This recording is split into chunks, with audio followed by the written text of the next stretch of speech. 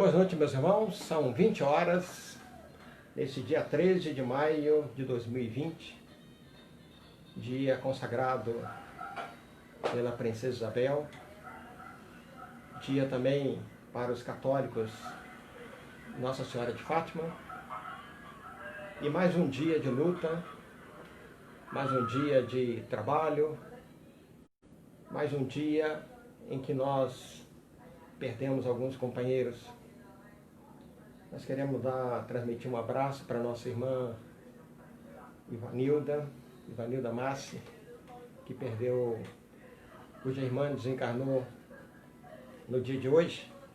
Que ela possa receber as bênçãos, que ela possa receber a paz e que, sobretudo, meus irmãos, ela possa continuar crescendo em nome de Deus. Então, hoje nós vamos falar sobre as dores da alma em tempos de pandemia. É um tema bastante interessante, eu tenho certeza que os senhores irão apreciar. Mas antes, façamos sempre a nossa oração, pedindo a Deus que nos abençoe e que nos fortaleça a todos. Deus, Pai de amor e infinita bondade, esteja conosco em todos os dias das nossas lutas. Que as nossas provações e os nossos processos expiatórios, nós os possamos vencer com as vossas bênçãos, com a proteção dos nossos amigos espirituais que sempre estão conosco, eles que dizem saber muito da terra. Todos manifestamos dores na alma. Invariavelmente, meus irmãos, porque nós estamos num planeta de expiações e provas. E a gente começa lembrando que a humanidade ela vive um momento muito grave, muito difícil. É provável que nenhum de nós, nessa nossa geração, pensamos que acontecesse alguma coisa parecida com isso. Mas está acontecendo, estamos vivenciando isso, estamos passando por essa situação e iremos vencer com as graças de Deus. Essa pandemia, meus irmãos, gravem bem o que eu vou dizer. Essa pandemia, ela vai dividir a história moderna em antes do corona e depois do corona. E por acaso, AC antes de Cristo e DC depois de Cristo. Antes do corona nós tínhamos uma vida. E depois do corona nós vamos ter modelos e situações diferentes. Porque o mundo vai mudar, o mundo está mudando, nós estamos mudando. E nós vamos passar por diversas situações em que nós vamos observar isso. Vamos lembrar aqui, meus irmãos, que a humanidade estava passando agora por um momento bem interessante. As conquistas materiais, as conquistas da ciência, as conquistas intelectuais, em tudo nós estamos vendo essa grande modificação na maneira de ver o mundo. Então o homem estava dominando o microcosmo e o macrocosmo. Vamos lembrar que nesses últimos tempos foi possível fazer, por exemplo, um mapa genético bastante complexo, em que envolveu dezenas de cientistas do mundo inteiro. Foram gastos muito dinheiro para poder fazer isso. E também o macrocosmo, porque cada vez mais as nossas naves estão viajando.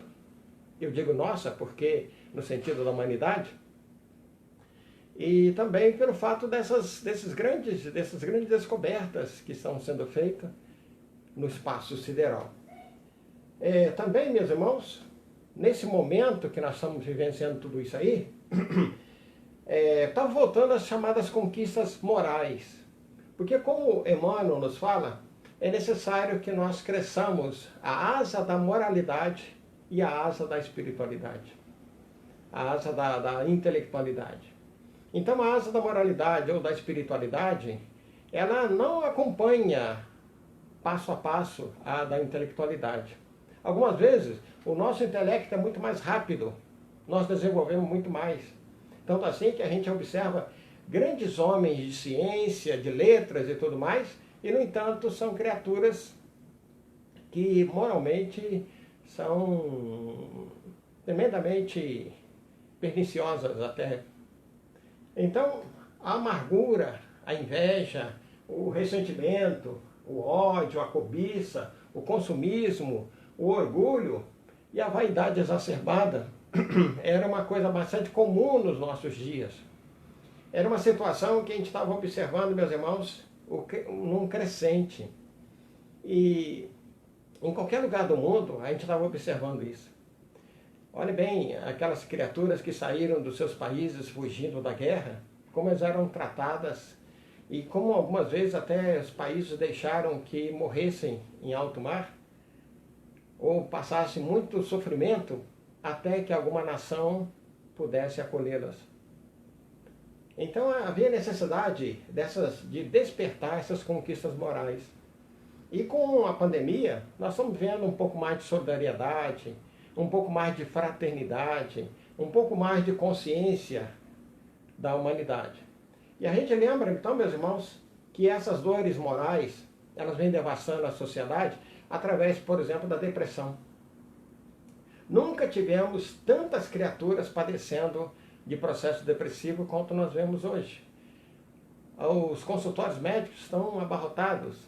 Todo mundo num crescente vivenciando essa experiência terrível que é a depressão. As síndromes diversas, tanto na área da genética, quanto também nos outros processos. Então, várias síndromes, nem a síndrome do pânico, por exemplo, que tem aterrorizado tanta gente, a loucura, a esquizofrenia e uma série de outras doenças mentais atormentando meio mundo. Aqui mesmo no Brasil nós tivemos uma grande quantidade de crianças que nasceram com sérios problemas dessa ordem. O suicídio. A cada 40 segundos, uma pessoa se mata. E a cada 40 segundos, 20 pessoas tentam se matar. Então, meus irmãos, é uma luta muito grande, porque há necessidade da gente esclarecer mais as mentes, fazer com que as pessoas compreendam e vivenciem uma experiência de vida que lhes dê condições de superar as dificuldades que estão passando e não atentem contra a sua própria vida, contra a sua própria existência, contra aquilo que Deus nos deu e que nós devemos preservar, que é a saúde do nosso corpo, a preservação do nosso corpo. Vemos ainda, meus irmãos, que nesse tempo havia um grande abandono de crianças e de velhos e um preconceito cada vez maior com relação aos deficientes. Se as pessoas conhecessem um pouco da reencarnação, eu tenho certeza que elas mudariam muito o seu modo de pensar, o seu modo de agir, porque sabemos que hoje estamos numa situação e que nós passaríamos para uma outra numa próxima encarnação. Então são situações que nós vamos vivenciando. Aquilo que nós não fizermos bem hoje, com certeza o sofrimento, as dores, as angústias de amanhã irão nos acometer. E ainda, os tormentos variados do corpo, a questão do sexo, a questão das drogas, os processos obsessivos. Quanto sofrimento, meus irmãos, nós estamos vendo a sociedade sendo devastada por tudo isso. Ou seja, é uma grande luta que nós temos que travar, principalmente conosco mesmo, porque tudo isso aí advém da nossa pequenez espiritual. Ou seja, quanto mais crescimento espiritual nós tivermos, menos dores, menos angústias, menos problemas, menos dificuldades e mais alegria, mais felicidade e mais tranquilidade para nós conseguirmos vencer tudo isso. Então, é uma necessidade muito grande de estarmos muito atentos àquilo que está acontecendo conosco, porque faz parte das nossas provações e das nossas expiações. Adiante ainda, meus irmãos, nós estamos vivendo, podemos assim dizer, que a nossa sociedade ela é portadora de uma egoesclerose. Ego, o que vai dar o egoísmo, esse defeito moral que nós trazemos e que, segundo os espíritos, é o mais difícil de ser extirpado. conforme está lá na pergunta 917 do Livro dos Espíritos. A dificuldade muito grande de nós entendermos que somos egoístas, porque normalmente nós nunca achamos que somos egoístas. Da mesma maneira que nós nunca achamos que nós somos vaidosos, invejosos, etc. Né? Então vamos analisar aqui. Essa nossa esclerose tem produzido no mundo mais de 1 bilhão de criaturas famintas, pessoas que não têm o que comer. E segundo a FAO, que é um organismo internacional, quando se fala de faminto, são pessoas que ficam 2 a 3 dias sem nada comer. Não é um indivíduo que fica com fome porque não almoçou, não jantou. É pessoas que não têm 2 a 3 dias sem nada de alimentação. Ou seja, mais de 1 bilhão passa por isso. A nossa questão da saúde. Vejamos que esse processo do corona botou a limpo essa questão da saúde. Como é que nós estávamos desaparelhados, como é que faltava trabalhadores, como faltava insumos, como faltava equipamentos, como falta tudo ainda. Então nós estamos vendo que a falta de leitos hospitalares, a questão da medicação, dentro dos bairros, das cidades, o chamado saneamento básico, ou seja, milhares de pessoas no Brasil, milhões de pessoas no Brasil não têm acesso aos programas de saúde primária, ou seja, aquele mínimo minimorum, né? Aquele mínimo do mínimo mesmo para poder sobreviver. Outro lado, meus irmãos, nós temos a questão política. E quando a gente fala de políticos, são aqueles políticos que defendem os poderosos e muitas vezes ajudam a saquear a nação.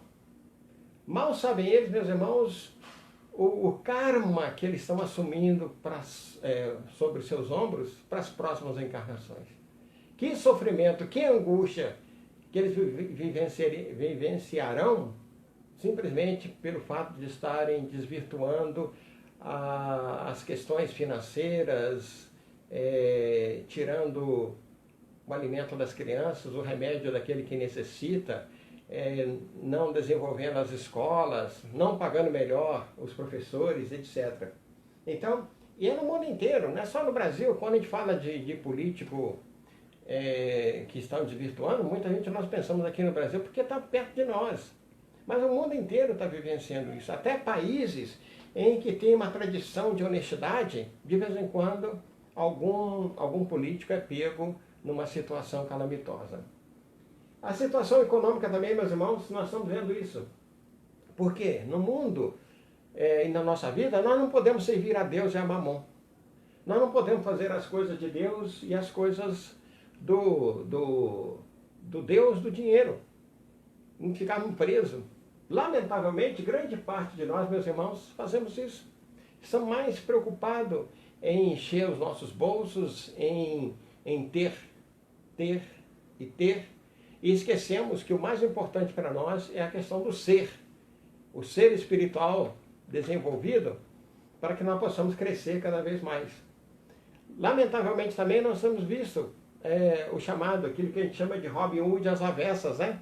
Porque o Robin Hood da ficção era o indivíduo que tirava dos ricos para dar para os pobres. O que nós estamos vendo nos dias de hoje é aqueles, principalmente políticos, muitas vezes financistas, muitas vezes pessoas que mexem com grande soma de dinheiro, tirando cada vez mais dos pobres para distribuir para os ricos. Vejamos ainda mais a questões emocionais, né? A necessidade de medicamento, meus irmãos, é uma coisa estrondosa. Podemos assim dizer que nunca na história da humanidade tanta medicação foi necessária para acalmar os nervos, para controlar o ritmo das pessoas, para dar tranquilidade e tudo mais. E muitas vezes são problemas simples. Por exemplo, dormir. Quer coisa mais simples do que essa de dormir? E, no entanto, milhões de pessoas não conseguem ter uma noite de sono tranquila. E tem que se valer de medicação para poder isso. Muitas vezes uma prece bem feita, sabe? Uma água fluidificada, tomar um passe, fazer uma meditação, fazer uma boa leitura, deixar de ver notícias, deixar de ver filmes violentos à noite, pode nos trazer uma noite de sono muito tranquila. Muitas vezes basta que a gente ligue até mesmo para uma pessoa, nossa amiga, nossa conhecida, nosso irmão de fé, e a gente vai ter uma tranquilidade muito grande para a gente poder dormir em paz. Veja mais ainda, meus irmãos, as questões físicas, né? Essas dores físicas, que muitas vezes estão nas doenças genéticas, nas doenças congênitas, nas doenças que são adquiridas, e algumas vezes até mesmo nas cirurgias plásticas. Tenho certeza que vocês devem conhecer pelo menos alguém que perdeu a vida fazendo um embelezamento corporal. E lembrar, meus irmãos, que o nosso corpo é uma ferramenta de trabalho. Ela vai envelhecer, ela vai ficar enrugada, ela vai ficar depauperada, ela vai ficar encarquilhada, mas é um instrumento que nós temos, que Deus nos oferece. Ah, mas eu queria que meu corpo tivesse uma melhor aparência. Tudo bem, façamos isso assim, mas nunca arriscar a própria vida para conseguir esses efeitos. E nada de querer fazer mais belo do que o belo que Deus já nos ofereceu. Então muitas vezes nós temos visto aí mulheres lindíssimas que não precisavam retocar nada e acabam muitas vezes perdendo a vida por causa disso. Lamentavelmente, meus irmãos, mas essa é uma realidade. Eu tenho um amigo que perdeu uma filha linda, de 19 anos, nessa circunstância. E ele até hoje, já se passam 17 anos isso, e ele até hoje não conseguiu se recuperar dessa situação. Vejamos ainda, meus irmãos, a questão das doenças, dos problemas mentais, dessas dores da alma que se manifestam nos problemas mentais. Então, nunca tantas doenças, desequilíbrios, ingestão de medicamento, como acabamos de falar, foram presentes nas nossas vidas. Ainda temos a questão dos profissionais. Nós temos aí, meus irmãos, que as dúvidas que as pessoas têm. Eu, como professor, eu tenho assistido uma grande quantidade de jovens que chegam no final do seu curso, do seu segundo grau, e não sabem o que vão fazer. E muitas vezes também vi isso dentro de sala de aula, nas universidades, indivíduos que começaram um curso, mas não deram seguimento porque não era aquilo que ele queria, ou mudou de ideia. E a gente conhece histórias de pessoas que já estão na segunda, terceira, ou algumas vezes até no quarto curso universitário e não conseguiu ainda se encontrar. Então, muitas vezes falta apenas, meus irmãos, um pouquinho de fé, um pouquinho de orientação, um pouquinho de prece, pedir ao seu anjo da guarda que possa orientá-lo, que possa dar-lhe força, possa dar-lhe tranquilidade para ele fazer uma boa escolha. Porque a profissão não é para você ganhar dinheiro, mas é para você ajudar o próximo. Então, aquele que vai se tornar médico, e nessa pandemia nós estamos assistindo isso, aqueles que realmente nasceram para isso. Muitas vezes são pessoas que estão doando as suas próprias vidas em benefício dos nossos irmãos que estão acometidos. Em compensação, nós temos encontrado situações em que profissionais da saúde estão se ausentando dessa tarefa, deixando de lado o trabalho que deveriam fazer, porque a medicina é um trabalho maravilhoso, é um trabalho, dentre as profissões, é aquela que mais se aproxima de Deus depois do professor. Porque o professor é aquele que vai dar o conhecimento para o indivíduo crescer espiritualmente. E a medicina é aquela que vai ajudar a curar as dores do corpo, a dar sustentação, a dar condições para que o indivíduo se mantenha naquele corpo até o final da sua existência. Então é um trabalho muito grande. Então a escolha da profissão, meus irmãos, é um trabalho muito sério. E a gente chama sempre muita atenção dos pais para auxiliar os seus filhos da escolha das profissões, no sentido de que eles sejam melhores pessoas, que eles sejam mais próximos de Deus, para que eles possam trabalhar para ajudar a humanidade. Isso é que é fundamental. Ganhar dinheiro pode ser até interessante, mas talvez não seja tão mais importante que isso. Na pergunta 466 do Livro dos Espíritos, olha só que interessante. Por que permite Deus que espíritos nos excitem ao mal? Kardec fez essa questão. E os espíritos responderam para Kardec o seguinte: que os espíritos imperfeitos, meus irmãos, são instrumentos próprios a pôr em prova a fé e a constância dos homens na prática do bem. Vamos entender mais. Temos que progredir na ciência do infinito, as provas do mal, para chegarmos ao bem. Então, tudo aquilo que acontece de mal para nós é para que a gente possa entender que existe o bem. Lamentavelmente, meus irmãos, nós somos um ser dual. Ou seja, nós somos daquele tipo ainda que entendemos o alto, baixo, o preto, o branco, o azedo e o doce. Então nós estamos sempre observando dos dois lados. O que está claro e aquele que está escuro, o sofrimento e o prazer. Então nós somos sempre de um lado ou do outro. Então por isso que é necessário muitas vezes para nós chegarmos ao bem, conhecermos o mal. Para a gente conhecer pessoas boas, muitas vezes nós temos que conhecer pessoas perversas. Temos que vivenciar com essas criaturas. Então, lembrar também a missão dos anjos da guarda, que eles têm o trabalho de nos colocar no bom caminho. Consequentemente, quando nós vivenciamos isso aí e nos entregamos aos cuidados deles, nós vamos sair muito bem, porque nós vamos ouvi-los primeiro. Vamos lembrar a pergunta 459 do Livro dos Espíritos, que diz assim: podem os espíritos nos influenciar a nossa vida? E os espíritos falam, influenciar muito mais do que imagineis. De ordinário são eles quem vos dirigem. Ou seja, grande parte de nós somos instrumentos, somos marionetes nos pensamentos, né, dos espíritos. E muitas vezes nós podemos pensar positivamente, então atrairemos espíritos elevados. Mas muitas vezes nós estamos pensando negativamente, então nós atraímos espíritos inferiores. Então somos nós que atraímos isso.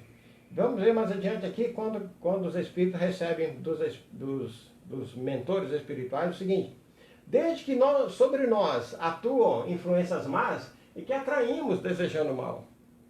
Então, o mal só vem para nós quando nós desejamos. Se nós desejarmos o bem, virá o bem. Lembrar que o semelhante atrai o semelhante. Pense no bem, você vai atrair o bem. Pense no mal, você vai atrair o mal. Essa é uma realidade. E aí, os espíritos inferiores correm a nos auxiliar no mal logo que desejamos praticá-lo. Eles têm uma nuvem, Paulo disse, né? Que uma nuvem de espíritos nos perseguem. Uma nuvem de espíritos estão em torno de nós. Ou seja, entre eles, bons e maus. A escolha é nossa. Quem é que nós vamos atrair para junto de nós? É isso que não vai acontecer. São muitas vezes, meus irmãos, a influenciação desses espíritos que vão causar as nossas dores morais, as nossas dores da alma, o nosso sofrimento, as nossas angústias. E vejamos mais ainda. Só quando queremos o mal, podem eles ajudar-nos na prática do mal. Só quando nós queremos. Somos nós, então, que desejamos, somos nós que trazemos, somos nós que buscamos a influência dos espíritos maléficos. Então, se nós nos colocarmos nessa posição, nós iremos atraí-los consequentemente. É a questão do semelhante que atrai o semelhante. E ainda, se formos propensos ao assassínio, uma nuvem de espírito nos alimentará no íntimo esse pendor. Uma vez, numa palestra, eu perguntei, né? Porque muita gente tem essa vontade, sabe? Já teve vontade de matar alguém. Ocorreu algum problema, alguma situação e apareceu essa vontade. E aí eu perguntei, né? O que sentiu? O que a pessoa sentiu? E aí foi interessante que um comentou que, de repente, parece que ele se sentiu tão empolgado com a ideia que ele começou a maquinar coisas, a pensar coisas que nunca tinha pensado. Como ele poderia se safar, como ele poderia... Ou seja, já era ali nitidamente a influenciação negativa, porque os pensamentos dele não eram esses. Ele nunca havia imaginado, nunca havia pensado numa situação dessa.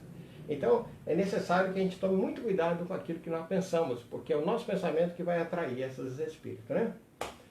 Mas, os espíritos também nos falam isso, mas outros se esforçarão influenciando-nos para o bem, o que estabelece o equilíbrio da balança, né? E nos deixa senhor dos nossos atos. Então é importante lembrar isso, que Deus, ao mesmo tempo que nos dá a nossa aprovação, Ele nos dá também como nós podemos sair disso. Por isso mesmo, meus irmãos, que nós temos que lembrar aquela pergunta 625. Qual o tipo mais perfeito que Deus nos deu para nos orientar, para ser o modelo? Então, para ser o guia e modelo da humanidade. Está lá, é a pergunta, é a resposta mais curta que tem no livro dos Espíritos. Jesus. Os Espíritos não colocam nem Cristo, colocam apenas Jesus. Ou seja, Jesus é o guia e modelo da humanidade que está aí para nos orientar, para fazer com que a gente possa crescer cada vez mais. Vejamos mais ainda outro ponto. Deus confia a nossa consciência a escolha do caminho que devemos seguir e a liberdade de escolher qual influência. Vamos lembrar aqui, meus irmãos, a doutrina espírita, ela nos fala de um valor maravilhoso chamado livre-arbítrio. Pouquíssimas outras doutrinas falam desse valor que é o livre-arbítrio. Essa capacidade que Deus nos oferece para que nós possamos crescer. E aí é lembrar o seguinte, quanto mais conhecimento, mais responsabilidade nas nossas escolhas. Quanto menos conhecimento, menos responsabilidade também nas nossas escolhas. Ou seja, nós seremos medidos e pesados no mundo espiritual pelo bem ou pelo mal que fizermos de acordo com as nossas responsabilidades, ou seja, de acordo com o nosso nível de conhecimento. Então é importante lembrar da necessidade de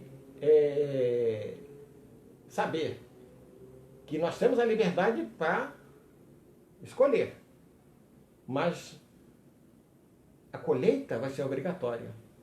O que vamos receber em virtude dessas escolhas que fizemos é obrigatório, não tem como escapar.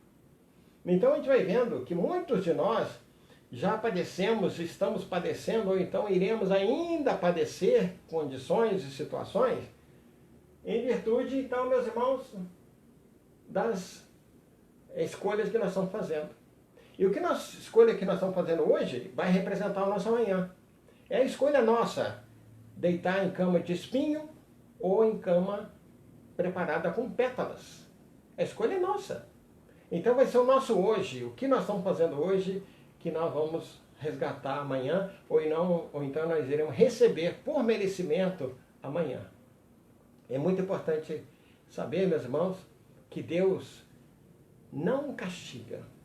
Deus não quer o nosso prejuízo. Deus não quer a nossa perda. O próprio Jesus, em determinado momento, fala, nenhuma das minhas ovelhas se perderá. Porque como nós fomos criados na condição de espíritos simples e ignorantes, conforme está lá na pergunta 115, nós vamos crescendo degrau, degrau, degrau, degrau, até chegarmos na condição de espírito puro, quando nós não teremos mais necessidade nenhuma de reencarnar. Não só na Terra, mas em nenhum outro plano, nenhum outro planeta. Nós não teremos mais a necessidade da reencarnação. Consequentemente, nós vamos chegar na condição de espírito puro, conforme está na pergunta 170. Mas aí alguém pode pensar que quando chegar lá vai ficar tudo numa boa, tudo tranquilo e tal. Não é bem assim não, porque o espírito continua crescendo. Na pergunta 169, os espíritos nos informam, meus irmãos, que o progresso ele é quase infinito. Porque o progresso infinito só a Deus pertence. Ou seja, nós temos muita caminhada ainda pela frente. E pelo fato de nós estarmos na terceira categoria, ou seja, dos espíritos inferiores, que deveríamos passar ainda para uma categoria, para a segunda categoria, né? Ou segunda ordem, que são dos espíritos bons, até chegarmos na condição de espírito puro. Então há uma longa caminhada aí que nós devemos trabalhar, fazer o nosso esforço, vivenciar todas as experiências para a gente conseguir chegar. As dores da nossa alma, meus irmãos, nada mais são do que isso. O resgate daquilo que nós fizemos no passado, ou estamos fazendo agora, e que ainda teremos que resgatar. Adiante, meus irmãos, vamos lembrar aqui a força consoladora do Espiritismo. Não existe, de todas as doutrinas que eu conheço, e ao longo desses 50 e pouco, quase 60 anos que nós estamos estudando da doutrina espírita, nós não encontramos nenhuma outra doutrina que tenha a força consoladora da doutrina espírita. Porque nós podemos esclarecer muita coisa acerca do que acontece no mundo e com as pessoas, simplesmente usando o conhecimento que a doutrina espírita nos apresenta. Então vejamos alguma delas. Muitas vezes, meus irmãos, nós temos aí a questão do apaixonamento recíproco, né? Duas pessoas que se amam, tal, né? E muitas vezes acabam sofrendo. Aí muitas vezes aparecem as chamadas dores da alma por amar. Eu sofro porque amo muito e tal. Então vamos lembrar, meus irmãos, que Deus nos criou únicos e exclusivos. Não existe essa tal de metade da laranja. Não existe. Somos duas almas que, muito embora possamos até nos amar muito, mas nós somos almas. E nós temos um caminho que um independe do outro. Nós podemos até colaborar com o crescimento do outro, mas nunca poderemos crescer pelo outro, crescer para o outro. Então é a nossa tarefa.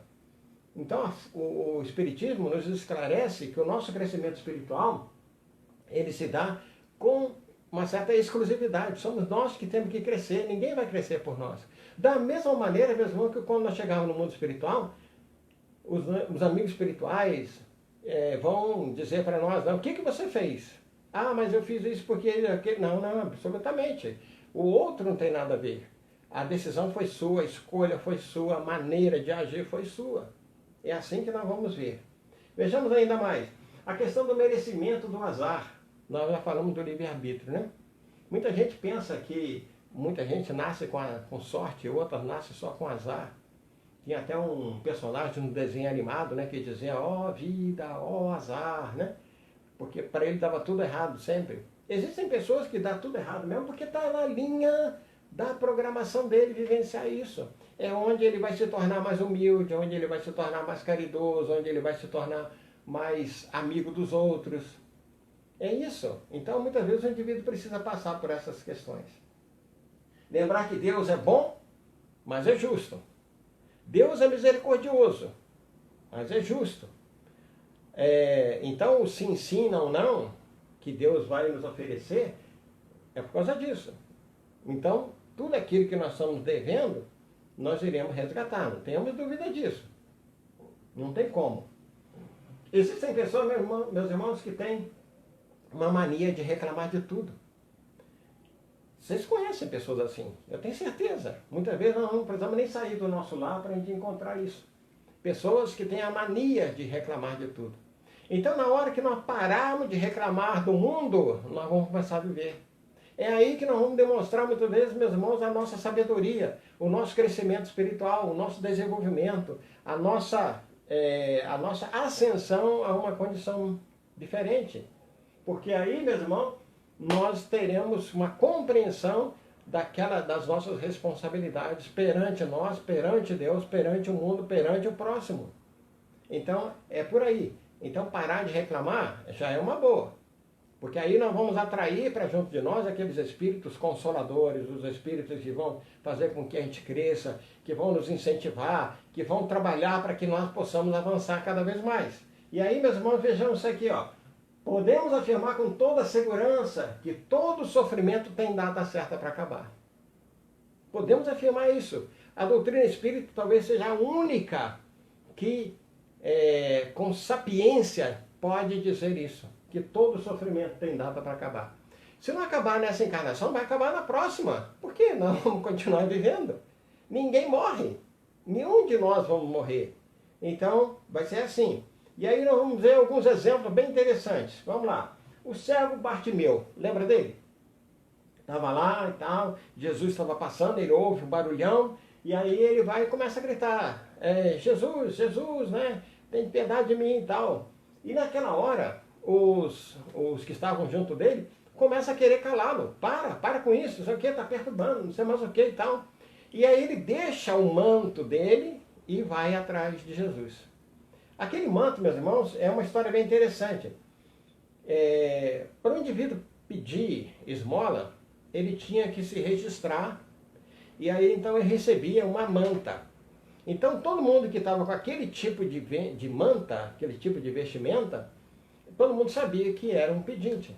Como nós temos visto nas nossas ruas de hoje. Observem como o presente se conecta com o passado. E a gente percebe quem é pedinte ou não, muitas vezes, porque está carregando ali nas costas um cobertor, uma manta. E aí esse homem larga tudo e sai correndo atrás de Jesus. E aí Jesus o faz ver. Lembrando também os 10 leprosos, né, que vão lá e Jesus os abençoa e tal. E eles vão embora. E apenas um volta para agradecer Jesus. E Jesus pergunta, cadê os outros? Então é assim que muitas vezes nós fazemos. Vamos lembrar também do coxo. Essa história é bem interessante. O camarada, aquele, podemos assim dizer, aquele tinha amigos. Porque os amigos sobem numa casa onde Jesus estava reunido e descem a marca onde ele estava pelo teto, pelo buraco que tinha no teto. Olha bem, quantos de nós teremos amigos para nos carregar e fazer esse trabalho porque acreditava naquele amigo, porque era amigo mesmo? Muitas vezes não podemos contar com a ajuda nem dos nossos parentes, aquelas pessoas que estão próximas de nós, que têm o mesmo sangue. E, no entanto, esse homem contou com a presença e a amizade dos amigos para poder fazer isso. Ou seja, para o sofrimento dele acabar, porque ele saiu dali carregando a sua maca. Os leprosos saíram limpos. E o cego Bartimeu foi lá para se registrar novamente como um vivo, né? Aquele pessoa que não precisava mais fazer o pedido de esmola. Todo sofrimento, meus irmãos, é um ato importantíssimo de conhecimento e aprendizado. O sofrimento está aí só para fazer a gente crescer. O sofrimento está aí para fazer a gente desenvolver, avançar e tudo mais. Então é por aí. Então nós precisamos aproveitar as oportunidades do nosso sofrimento. Quem sofre calado, muitas vezes, ganha mais. Porque muitas vezes quando você está sofrendo, mas você busca o entendimento, você busca a compaixão, você busca a piedade dos outros, diminui o valor do seu sofrimento, diminui o valor da sua capacidade de entender. Então, a resignação é um fato importantíssimo e nós precisamos entender muito claramente essa questão. Adiante, meus irmãos, nós precisamos encontrar um sentido para a nossa vida. Vamos lembrar, meus irmãos, que todos nós temos um trabalho para desenvolver o nosso sentimento. Porque Jesus veio para os doentes, para aqueles que precisavam de médico. Quem de nós hoje não precisa de médico? Independente da nossa questão, da nossa situação, se nós não somos doentes do corpo, somos doentes da alma. As nossas almas estão carentes, estão necessitadas de paz, de tranquilidade, de firmeza, de fé, de fortalecimento. Grande parte de nós, meus irmãos, até mesmo aqui nós que estamos frequentes lá no centro, de vez em quando bate uma angústia profunda, uma vontade de largar tudo, uma vontade da gente não fazer nada, de abandonar tudo mais. E aí é quando nós vamos encontrar Jesus. E ainda, precisamos encontrar um sentido para a vida, meus irmãos, por quê? Vamos lembrar lá a Maria Madalena?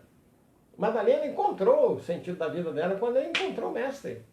Ela que tinha um tipo de vida, ela abandona aquele tipo de vida e vai seguir Jesus. Padeceu, sofreu, foi angustiada demais e tal, mas conseguiu vencer essa situação. Pedro era um homem que estava cansado já da pescaria. E quando Jesus vai e oferece para ele, eu farei de ti pescador de almas, ele topa a ideia. E mais adiante, quando Jesus diz, Pedro, tu és pedra, e sobre ti erguerei a minha igreja. Por quê? Com a morte de Jesus, Pedro se tornou aquele indivíduo potencialmente o mais próximo, porque ele era um camarada firme, ele era um camarada decidido, ele tinha capacidade de liderança. Então ninguém melhor do que Pedro para continuar tocando a vida.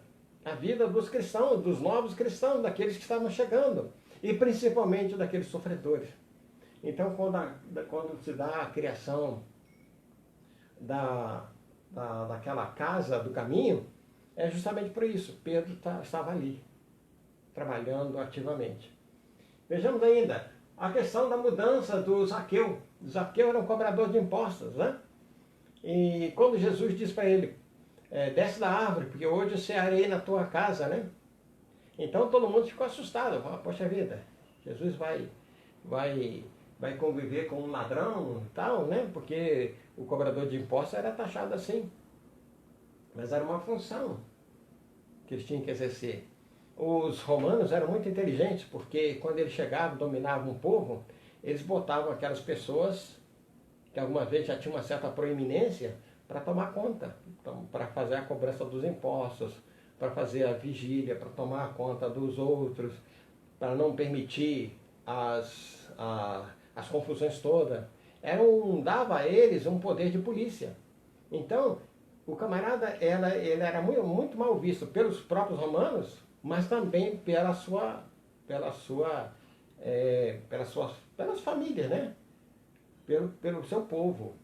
Era um sofrimento muito grande também. Paulo de Tarso, depois de estar cansado de perseguir os cristãos, ele tem esse encontro com Cristo maravilhoso, enquanto ele tem o sentido da vida. E depois desse trabalho, nós vamos ver que ele passou 32 anos firme na posição. E se não fosse ele, o cristianismo não teria assumido a proporção que assumiu no mundo moderno, né? No mundo moderno não, na civilização ocidental. Então a gente vai vendo isso. Olha quanto foi importante. Quanto Paulo, Zaqueu, Pedro, Madalena tinham de dores nas suas almas. Quanto? Igual a nós. Só que eles passaram lá há 2000 anos atrás, nós estamos passando agora. Mas é a mesma coisa, o mesmo sofrimento. Então vivemos num mundo, meus irmãos, que nos tira o sentido de viver. Por isso, tantas criaturas têm se matado. Tantas pessoas têm perdido a sua experiência, têm deixado para trás uma vida de lutas e tudo mais, para poder se ver livre disso, porque o indivíduo, o que ele quer, ele não quer se matar, ele quer se ver livre do sofrimento, das suas angústias e tudo mais. Aí, meus irmãos, as dúvidas que nos criam dores, né? Vamos lá, vamos analisar alguma dessas. Nós vivemos no automático, né? Então é um ciclo de acordar, comer, dormir, acordar, trabalhar, e a gente vai fazendo isso. Os dias vão se passando, os meses vão se passando, os anos vão se passando, e a gente está nessa situação. Então esse automatismo que nós estamos vivendo, tem pessoas que, por exemplo, nesse período agora, que nós estamos confinados, hoje a minha esposa falou, não, mas hoje é quarta-feira, mas no domingo nós fizemos o culto do Evangelho no Lar, e agora já está quase tendo que fazer de novo, já vamos fazer de novo. Então, porque passando muito rápido, os dias estão se passando muito rápido mesmo por causa disso. Confiar que nascemos no lugar certo, na família certa, o emprego que precisamos, tudo, meus irmãos, está tudo conforme a providência divina. Então, ninguém nasce no lugar errado, ninguém nasce na família errada, ninguém está no trabalho errado, se ele escolheu aquele trabalho, ninguém. Então, nós precisamos aproveitar essas oportunidades maravilhosas, né? Então, também lembrar, meus irmãos, que nós fomos criados para contribuir coletivamente. Vamos lembrar aqui, o nosso pensamento de cada um dos habitantes, dos quase 8 bilhões de habitantes do planeta, forma a chamada psicosfera. Ou seja, esse emaranhado de pensamentos que está em torno da Terra. Nós contribuímos com isso. Lembrar que Jesus nos diz que nós podemos nos tornar os co-criadores divinos. Porque depois que a gente chega num determinado patamar de evolução, nós já passamos a fazer esse trabalho como Jesus. O planeta Terra, como é que foi desenvolvido? Pela orientação de Jesus, pela sabedoria de Jesus. Ou seja, há 4,5 bilhões de anos atrás, Jesus já era o Cristo. Já tinha conhecimento de química, física, de biologia e tudo mais, para fazer a formação dos seres, a formação dos metais, a formação de tudo isso que tem na Terra. Foi ele, o trabalhador, que manipulou ali os fluidos, o fluido cósmico universal, para dar origem a tudo isso. Então nós também chegaremos lá. Vós sois deuses, nos afirma Jesus. Podeis fazer o que eu faço e muito mais. Só que não agora, no futuro. No futuro nós seremos capazes de fazer tudo isso. A dificuldade, meus irmãos, como nós vimos ali atrás, toda dificuldade ela tem um caráter educativo. Nós podemos aprender com tudo isso. E efetivamente, a vida é trabalho e movimento e nada está perdido, nada, meus irmãos. Muitas vezes nós achamos que determinada circunstância, determinada condição, determinado ponto está ruim para nós. Vamos lembrar, nada está perdido. Porque Deus tem essa certeza e nos oferece as oportunidades para a gente continuar trabalhando. O que mais desejamos na face do planeta, meus irmãos? E aqui nós vamos ver alguns pontos que são os causadores das nossas dores morais. É aquilo que vai causar o nosso sofrimento. As nossas dores da alma, muitas vezes parte disso aí, ó. O que mais nós desejamos? Muitas vezes a riqueza. Tem pessoas que estão preocupadas mais com a sua saúde, ou a saúde dos seus. Existem pessoas que vivem estudando, vivem trabalhando, vivem querendo cada vez mais conhecimento. E existem aquelas outras que lutam alegremente pelo poder. São pessoas que, com um denodo, com firmeza e tal, ela luta para adquirir o poder. E muitas vezes ela alcança o poder. E quando ela não sabe utilizar esse poder, meus irmãos, esse poder se volta contra elas. E elas sofrem tremendamente essas consequências. Nós vemos isso aí, estamos vendo o que o poder causa nas almas humanas. Quanto sofrimento, quanta dor nas almas ele pode causar. Mas vejamos ainda. No fundo, meus irmãos, o que nós mais desejamos mesmo, o que nós deveríamos desejar mesmo, é a soberania sobre a nossa própria vida. Eu saber dominar a minha própria vida. Eu saber controlar os meus atos. Eu saber controlar os meus pensamentos. Eu ter domínio da minha vida. Essa que é a missão talvez maior de cada um de nós. É descobrir o caminho por onde nós vamos trilhar, meus irmãos, para ter esse conhecimento. Quando nós conseguirmos a soberania da nossa própria vida, pronto, aí as coisas ficam mais tranquilas. Aí nós vamos pensar naquilo que nós queremos pensar. Nós vamos receber do mundo espiritual as mensagens, as ideias, os fluidos daquilo que nós queremos e não daquilo que estão nos impondo, aquilo que pode nos fazer sofrer, aquilo que pode nos trazer angústia. Só adquirindo a virtude, meus irmãos, que ascendemos às esferas superiores. Então, por exemplo, a humildade. Vamos pegar aqui uma questão lá do Livro dos Espíritos, que é 886, que eu acho que ela fecha muito essa questão. Pergunta assim, como é que nós podemos entender a caridade como a entendia Jesus? Como é que nós podemos saber acerca da caridade como Jesus a entendia? E aí os Espíritos nos informam o seguinte: benevolência para com todos. Benevolência, meus irmãos, é sermos bons. Bons de verdade, não é bonzinho não. É sermos bons na essência mesmo. Então a benevolência já é uma das características dos espíritos da segunda ordem. Tanto lá que vocês podem observar que tem os chamados espíritos benevolentes. São aqueles que são muito bons. Muitas vezes não tem muito conhecimento intelectual não. Não tem muito conhecimento da ciência, mas tem a bondade. E a gente conhece algumas pessoas já encarnadas que já desenvolveu isso. Depois nós temos a questão da indulgência. Benevolência e indulgência. Indulgência para com os erros alheios. Por quê? Nós erramos. Nós estamos errando constantemente.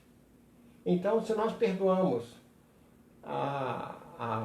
os problemas dos nossos irmãos, compreendemos, assumimos que nós compreendemos o outro, numa palavra que as pessoas usam muito hoje, que é a tal da empatia, na medida que nós somos empáticos, nós conseguimos entender mais claramente isso. E por último, o perdão das ofensas. Ou seja, sermos benévolos, sermos indulgentes e aprendermos a perdoar. Então essas três questões aqui, meus irmãos, são as virtudes mais objetivas, mais firmes, mais poderosas para alcançarmos essa condição de ascender às esferas superiores. Ninguém vai conseguir se tornar um espírito puro se não souber perdoar, se não for indulgente, se não souber ser tolerante com os erros dos outros. Esse é o nosso trabalho maior. E ainda, na pergunta 558, olha só que interessante. A missão primordial das almas é a de melhorarem-se pessoalmente. E além disso, concorrerem para a harmonia do universo executando as vontades de Deus. Olha que interessante. Esse é o trabalho primordial das almas. Então é por isso que a gente precisa crescer. Como é que nós vamos poder? Simplesmente nos melhorando pessoalmente. Nos melhorando. Trabalhando para a nossa melhora. Trabalhando para a nossa ascensão espiritual. E ainda concorrer para a harmonia do universo. Com o nosso pensamento equilibrado, meus irmãos, nós ajudamos muita gente. Com o nosso passe, com o trabalho na casa espírita, com o trabalho de orientação e tudo mais, nós estamos fazendo a vontade de Deus. Porque estaremos ajudando o nosso próximo. A amar o próximo como a nós mesmos. Essa é uma das tarefas grandiosas de nós. E ainda, o amadurecimento do ser humano, ele se inicia, como nós falamos ali atrás, lembra? Quando nós falamos das pessoas que ficam acusando o mundo, né, reclamando de tudo, quando você para de acusar o mundo, para de reclamar do mundo, é quando nós temos o nosso crescimento espiritual, o nosso crescimento humano, fica mais acentuado nessa situação. Vejam, meus irmãos, um ponto bem interessante, são as nossas fantasias, né? São outras dores morais que nós trazemos, são outras dores da alma, são situações que nós carregamos. E nesse tempo de corona, meus irmãos, nós temos isso. Pensamos ali, ó. Escolhemos amizades inadequadas, não analisamos suas limitações e possibilidade de doação, afeto e sinceridade, e quando recebemos a pedrada, né? A pedra da ingratidão e da traição por parte dele, culpamos-nos. Não é isso que acontece? Nós não escolhemos, nós não analisamos direitinho as nossas amizades. Quantas e quantas vezes a gente tem visto aí no WhatsApp, no Facebook, no Instagram e tudo mais, essas situações em que as pessoas não observam direitinho, depois ficam reclamando, fulano de tal me decepcionou, não sei mais o que e tal. Na realidade, nós estamos decepcionados conosco mesmo, e não com o próximo, não com o outro. Não culpemos ninguém pelos nossos desacertos, pois somos os únicos responsáveis, e cada um de nós, pela qualidade de vida que experimentamos aqui e agora. Então somos nós, lembra que nós falamos do livre-arbítrio? Escolha que nós estamos fazendo. Como minha mãe costumava dizer, né? Quem anda com porco, farelo come. Não é verdade? É isso. Então as pessoas vão padecendo por essa situação. A pergunta 873 do Livro dos Espíritos nos fala outra coisa bem interessante. O sentimento de justiça está em a natureza. E o progresso moral desenvolve esse sentimento, mas não o dá. Deus o pôs no coração do homem.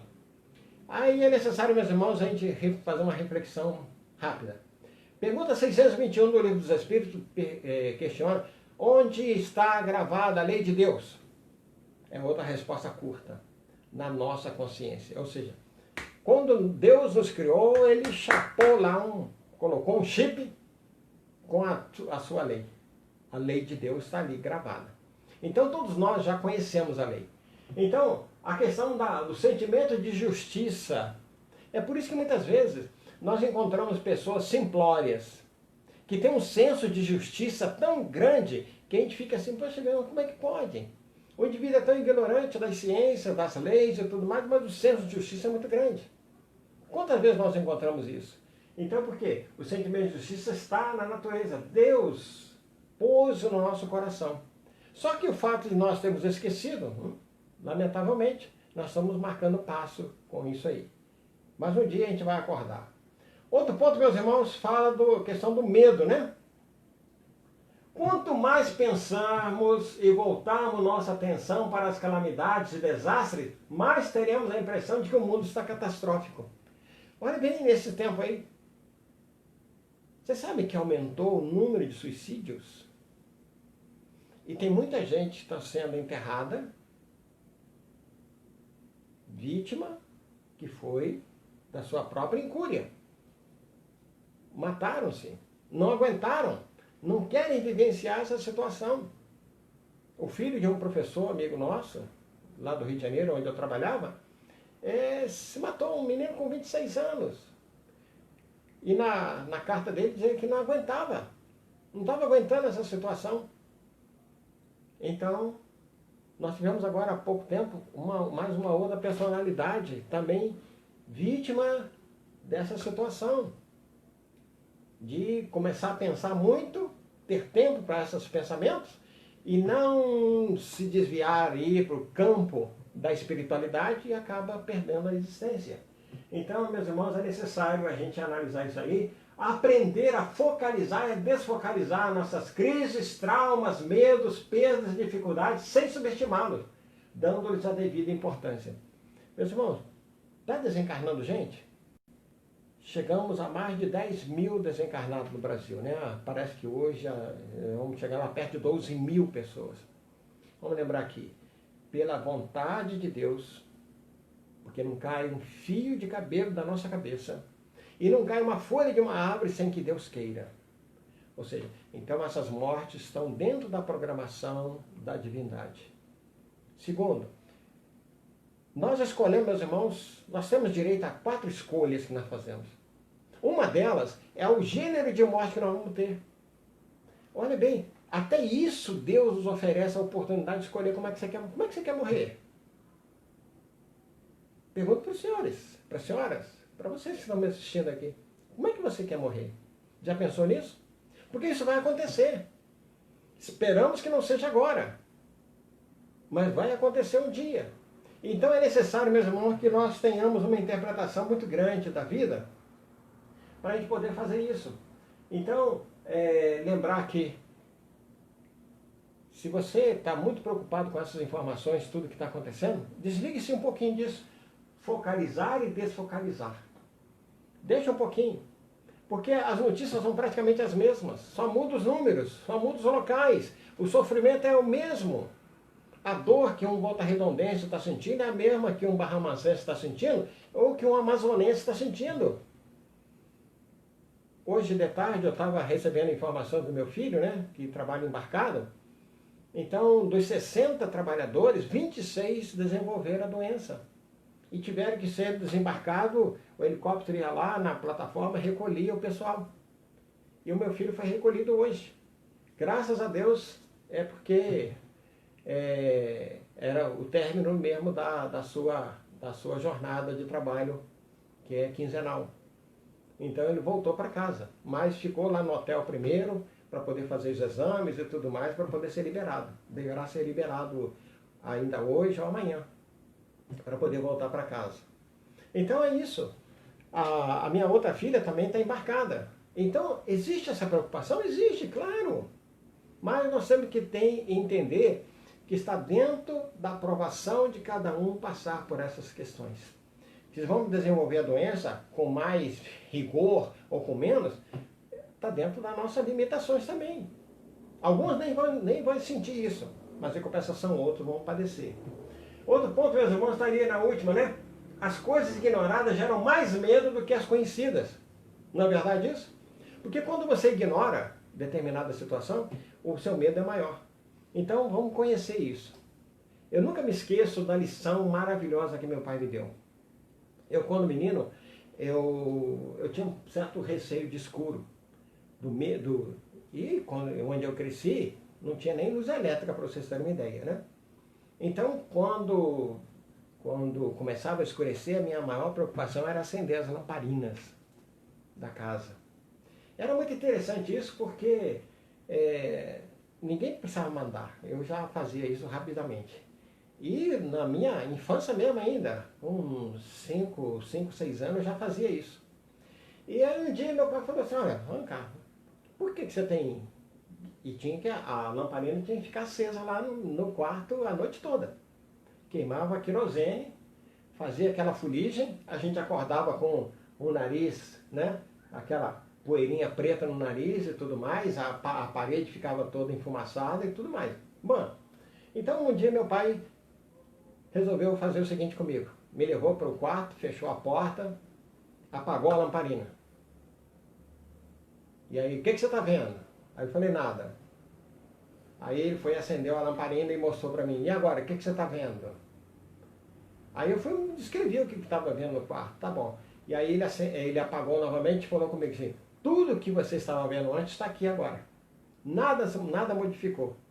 Então, para com esse negócio de medo, para com essa preocupação. E foi então que eu consegui compreender isso e, graças a Deus, hoje eu venci essa parte, né?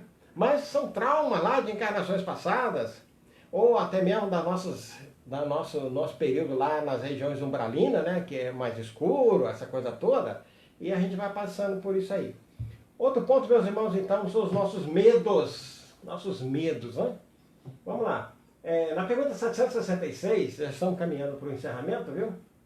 Na pergunta 766, Kardec chama a atenção para a vida social está em a natureza?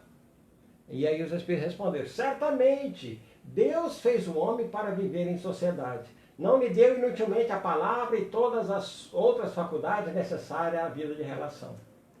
Um dos medos que mais atazana a humanidade hoje, meus irmãos, é o medo do ser humano. Há muito tempo atrás nós vimos uma coisa bem interessante. Uma senhora, amiga nossa, né, diz ela que estava passando por uma rua e de repente ela escutou um barulho assim dentro do mato. E ela ficou apavorada. Mas quando viu um cavalo saindo, aí ela falou, graças a Deus é um cavalo. Aí a companheira dela falou, mas por quê? Ela falou, eu pensei que fosse gente.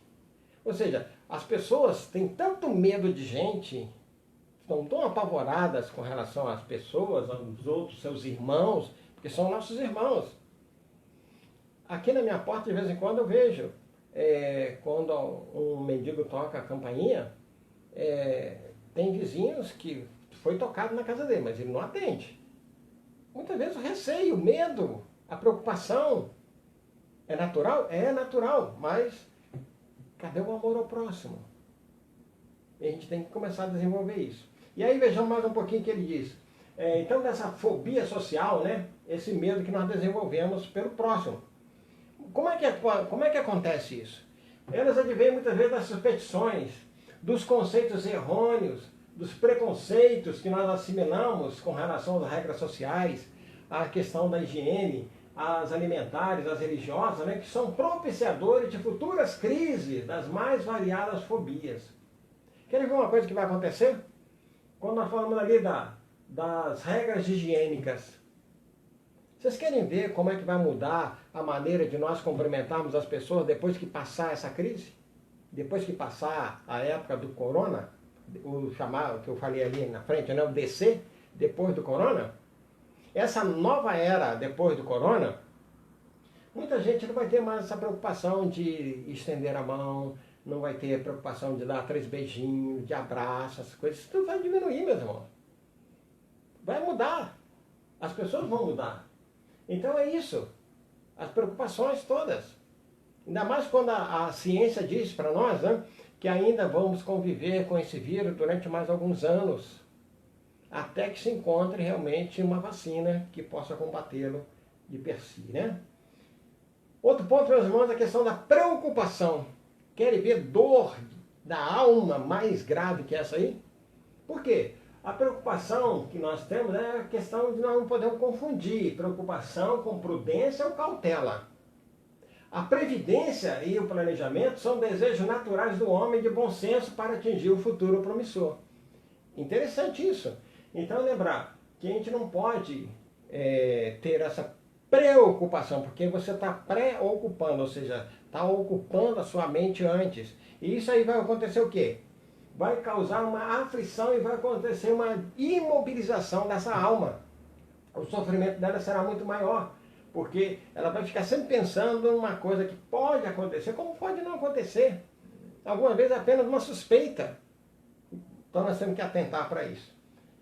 Vícios. Esse ponto, meus irmãos, nós pegamos lá num trechinho lá do Adésio Machado, né, reformador de abril de 2002. Há 18 anos atrás ele escreveu que o viciado é aquele que perde o comando da mente. Né? E nós temos muitos tipos de viciados, nós temos uma situação muito grande. O vício pode ser um erro de cálculo na procura de paz e serenidade, porque todos queremos ser felizes e ninguém conscientemente busca de propósito viver com desprazer, aflição ou infelicidade. Eu conheço pessoas que fumam para ficar mais calmo. Eu conheço pessoas que têm que fumar para ela poder se concentrar no trabalho. Eu conheço pessoas que só conseguem conversar com a outra se estiver diante de uma bebida. Ou seja, toda a conversa dela tem que ser regada à bebida, de preferência bebida alcoólica. Né? Então essas são essas dependências. E ainda consegue, pegamos aqui do livro do Hamed, né, As Dores da Alma, na lição chamada Os Vícios, que diz assim: não podemos entendê-los como uma problemática que abrange exclusivamente delinquentes e vadios. Em verdade, viciados são todos aqueles que se enfraqueceram diante da vida e se refugiaram na dependência de pessoas ou de substâncias. Olha que interessante. Existem pessoas que são viciadas em pessoas. Hã? Já notaram isso? Existem pessoas, meus irmãos, que não sabem viver sem outras pessoas.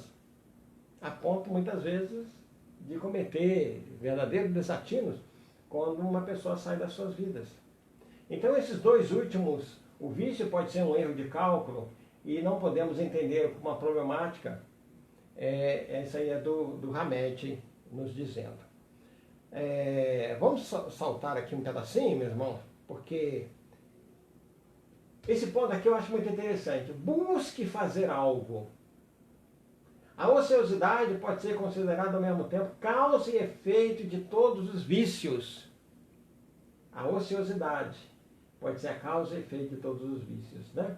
E Sócrates dizia o seguinte: não é ocioso apenas o que nada faz, mas também o que poderia empregar melhor o seu tempo.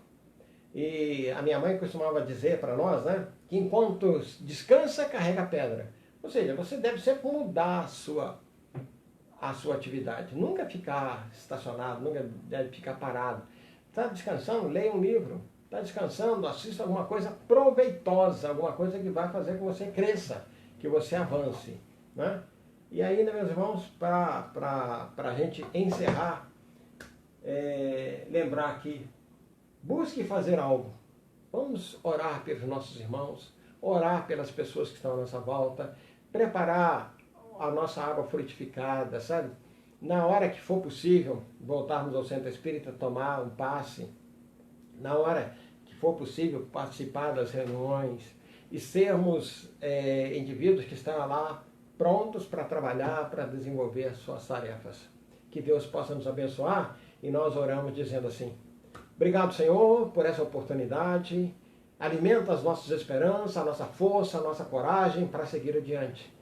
Que as dores das nossas almas possam ser aliviadas, mas que tenhamos a vossa ternura, o vosso amor, mas sobretudo a vossa orientação para os caminhos que deveríamos trilhar.